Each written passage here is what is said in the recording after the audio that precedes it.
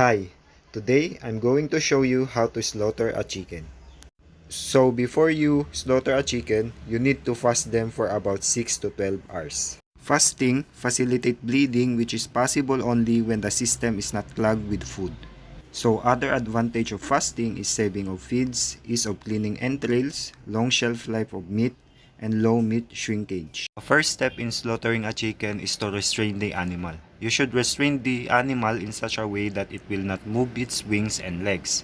Straining the animal makes sticking or the throat slitting less hazardous for the operator. So the next step in slaughtering a chicken is to bleed the chicken. So what I'm doing here is removing the feathers along the neck so that I could see the arteries and the vessels which I should cut. The cut must sever all the major blood vessels in the neck of the chicken, particularly those that supply oxygenated blood. The blood loss must be rapid and profuse in order to achieve a quick death. Collect the blood in a container in order to dispose it properly. The next step in slaughtering a chicken is scalding. So the chicken is immersed in a hot water to loosen the feathers. The temperature ranges from 53 to 54 degrees Celsius. The chicken is scalded for time varying from 1 to 3 minutes. The higher the scald temperature, the easier the feathering, but the surface of the skin are removed at a higher temperature. If the scalding temperature is too hot, the carcass may appear partially cooked or the skin will be too loose. So next step after scalding is plucking. So plucking is the removal of the feathers. It can be done automatically or in this case manually. So first, you need to remove the skin around the shank. Plucking is done fast for easy removal of the feathers as well as the skin around the shank. After you remove the skin on the shank, proceed to remove the feathers on the wings, on the body, as well as the other parts of the chicken carcass. After removing the feathers, the next step is evisceration, or it is the removal of the abdominal and thoracic organ. The process of evisceration should be done immediately and care should be exercised to avoid contamination of the carcass and edible viscera with any material such as discharge from the esophagus, the crop, the intestines or rectum, or from the gallbladder, urinary bladder, and other parts or organs. So first thing that I did is to remove the head.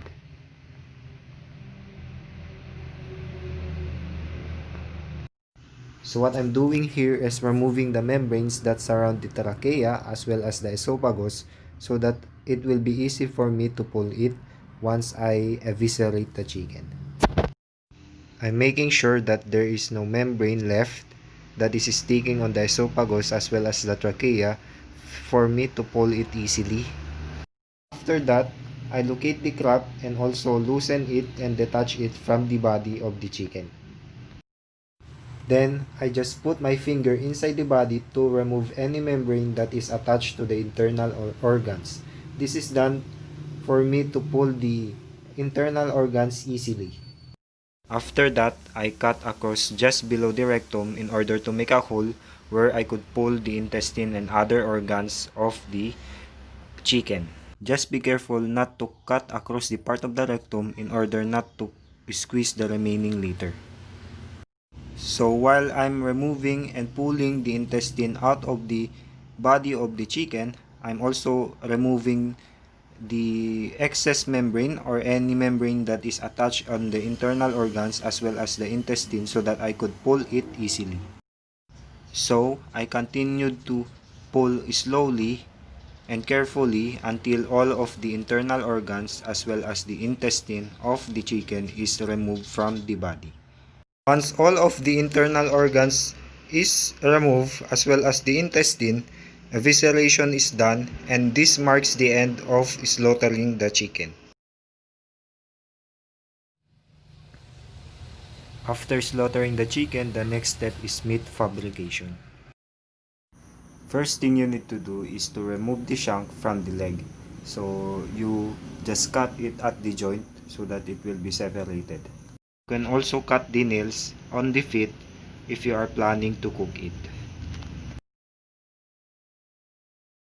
So after that, the second cut is on the leg.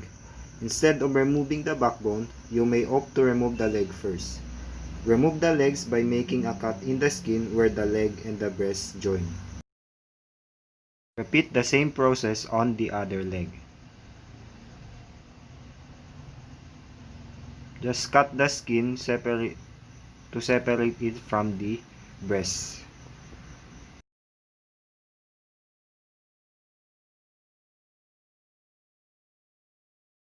After you cut the skin where the leg and the breast join, bend the leg away from the breast, popping the leg away and exposing the ball joint.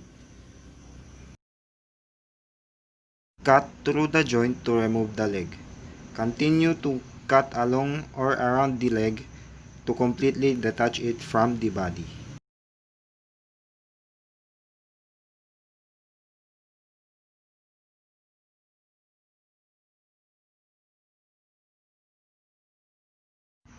Next cut is around the wing joints or that which is located at around the skin webbing. After cutting around the wing joint, snap them, then cut through in between the joints. This separates the wing from the whole bird at the joint in between the humerus and the backbone. The wing consists of three segments: the humerus or drumet or wing stick, the ulna and radius or wing flat or flap, and the metacarpals and phalanges or wing tips. Repeat the same process of cutting along the wing joint on the other wing.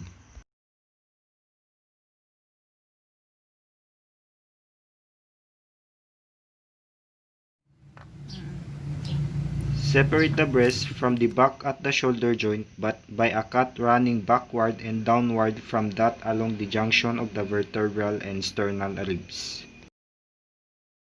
Then separate the back from the breast completely by using your hand.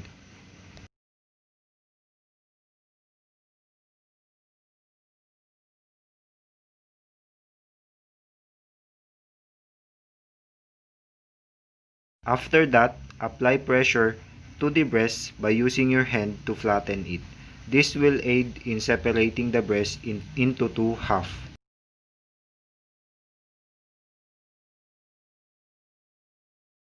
After which, cut along the middle of the breast to separate it into two halves.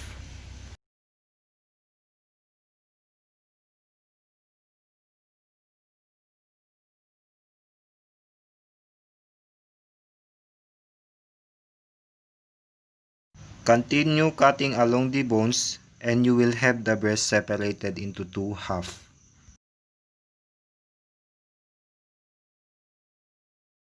After that, you could cut the backbone into three regions. Cut the backbone by separating the cervical, thoracic, and the lumbosacral vertebrae.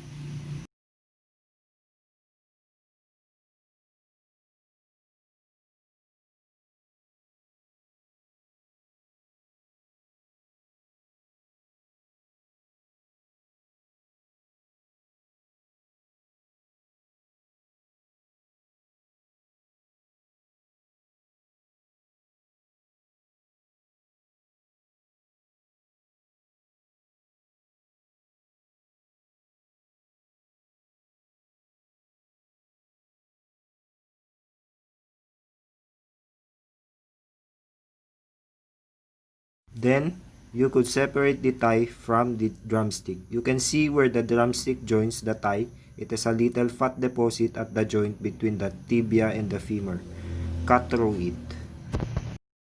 After that, you could proceed in cutting the wings. Cut the wings into three parts: the humerus or the drumet or wing stick, the ulna and radius or the wing flat, and the metacarpals and phalanges or the wing tips. First, you cut the drumet or the wing stick at the joint between the wing flat and the wing stick.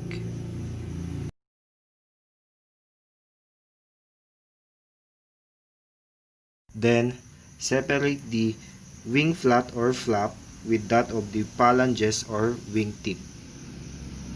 That's the end of meat fabrication. Thank you for watching.